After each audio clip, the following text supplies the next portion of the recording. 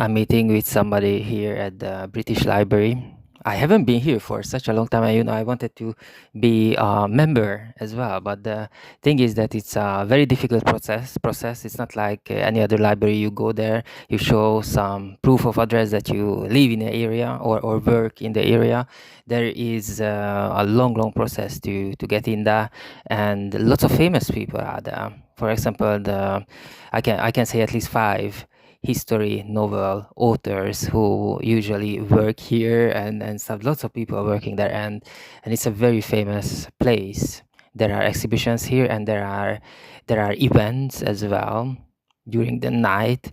I actually was in one of them when um, it was a part of promotion for a book, and actually I made a video of it, and the author of that book put my video on her Facebook profile, and I was so happy about it. So it's a very special place. And later on, and there was an exhibition with Leonardo da Vinci's notes. So I actually saw them, and they are really special, very easy to recognize it, because these writings are backwards, appear to be backwards for us. So we met here. We didn't actually go to the building now, but the garden party is open for everyone. We talked about the massive blackout in Spain and Portugal and part of France, no electricity for a very long time. For some reason, the news got to me on TikTok. I don't know. I kind of, whenever it happens, I'm so not angry, but I'm very disappointed, because I'm actually have two paid subscriptions for a newspaper, and still I got the news first on TikTok usually. One of the TikTok videos showed a train stranded in the middle of nowhere, people in groups around it, waiting. But all of them were like stretching their necks, and then they looked, not at ease at all, because there was no electricity. So no trains, no mobile phones, no communication at all.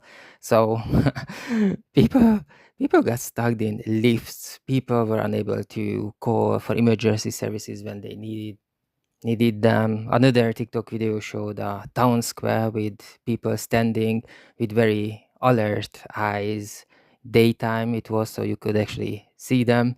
And another video showed a man holding an old school, like super old school radio that was at least like 20, 30, even 40 years old radio, because he still had one, and everyone was gathering. Strangers were gathering together to listen to the news, what's going on, what's happening, because mobile phones just simply did not work. You cannot charge them. And the old radios, they work with batteries. I listen lots of podcasts, and most of them, they said they categorize these blackout events. It's like one of the major events after the Second World War, because it's like so unbelievable. When you hear this, what comes to your mind? That you're in your house, in your home, and you get the candles and you walk around in your house with candles, and then that's it. I don't know, read a book or something. But this is a very difficult situation. Think about the cooling system. Think about all the systems that is there to control dangerous machinery, because they can overheat.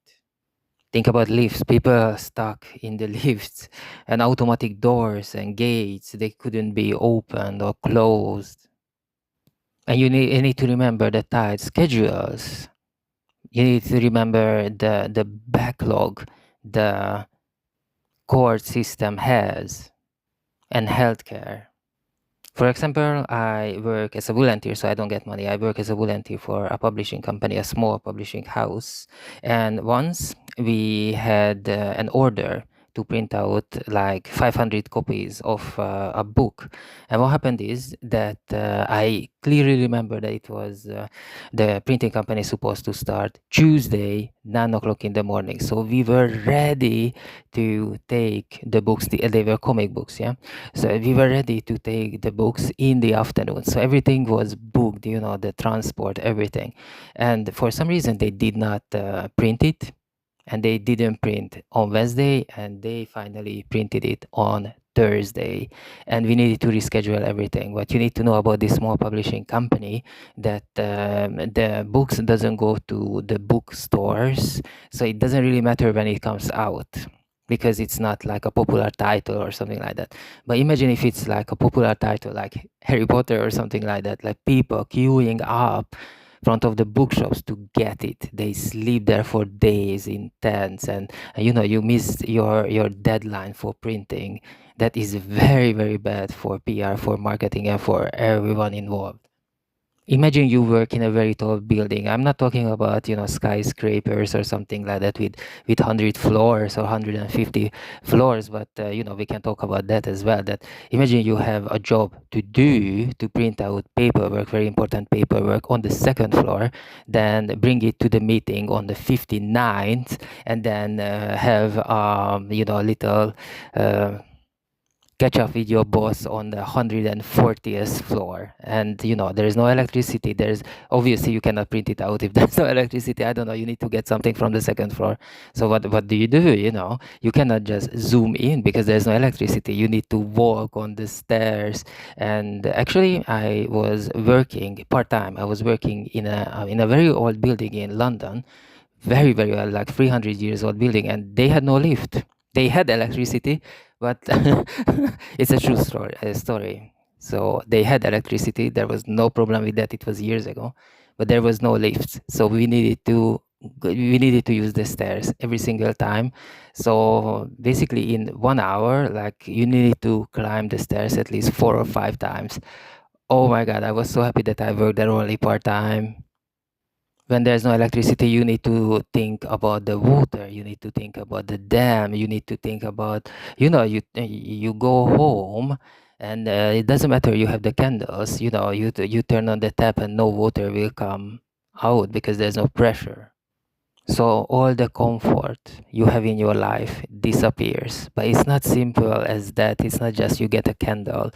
All the machines that are there to provide this comfort for you now without electricity will turn into a very, very dangerous machinery. We were just talking about this, that you stuck between two stations on an underground, on the tube, on the metro, and obviously no electricity, so you can force the doors open, with like 30-40 people in one car.